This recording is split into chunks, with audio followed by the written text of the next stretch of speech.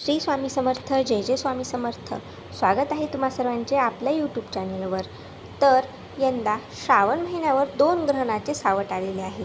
आता ग्रहण ही एक खगोलीय घटना आहे आणि बऱ्याचशा लोकांना हा प्रश्न पडला आहे की या खगोलीय घटनेचा आपला जो श्रावण महिना सुरू होणार आहे या श्रावण महिन्यावर काही परिणाम तर होणार नाही ना, शिवपूजन करायचे आहे त्या शिवपूजनावर काही परिणाम तर होणार नाही ना, या ग्रहणामुळे आपण जे काही व्रत वैकल्य करणार आहोत, उपवास करणार आहोत, त्यात काही अडथळा तर येणार नाही ना, असे प्रश्न बऱ्याचशा लोकांना पडलेले आहेत.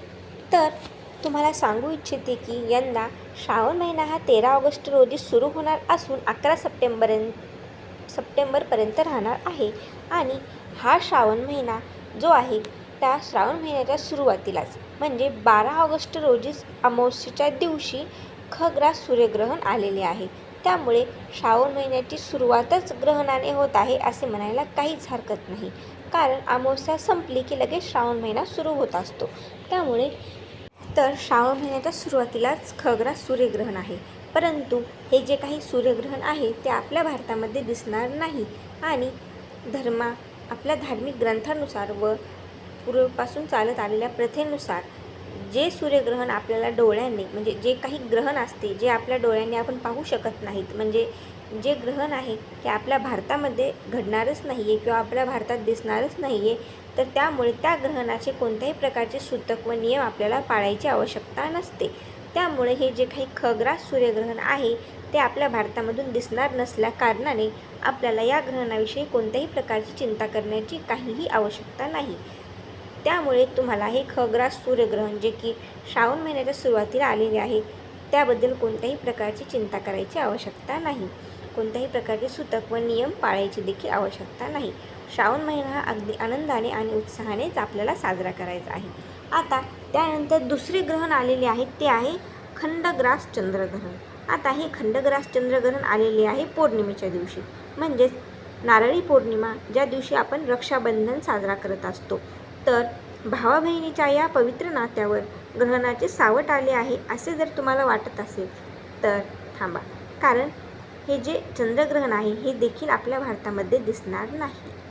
त्यामुळे कोणत्याही प्रकारचे सूतक काळ, कोणत्याही प्रकारचा भद्रा काळ आपल्याला आपल्या राखी पौर्णिमेच्या दिवशी पाहायला मिळणार नाही आहे. त्यामुळे ही खूपच आनंदाची गोष्ट आहे की यावर्षी जी राखी पौर्णिमा आहे ती आपल्याला अतिशय आनंदाने आणि उत्साहाने साजरी करता येणार आहे.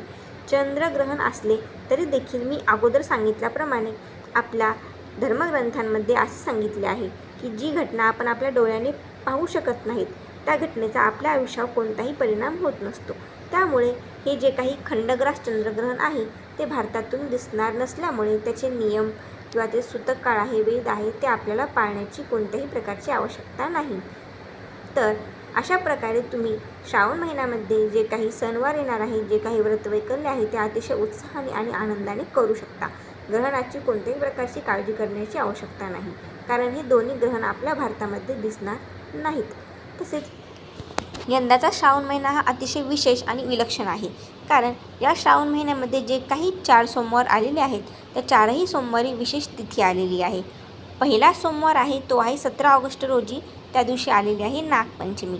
त्यानंतर दुसरा श्रावण सोमवार आहे तो आहे 24 ऑगस्ट रोजी आणि या दिवशी आलेली आहे पुत्रदा एकादशी.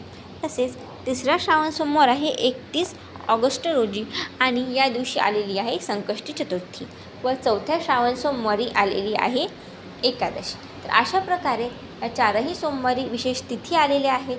त्यामुळे हा श्रावण महिना आपल्यासाठी अतिशय खास आणि उत्साही बनलेला आहे.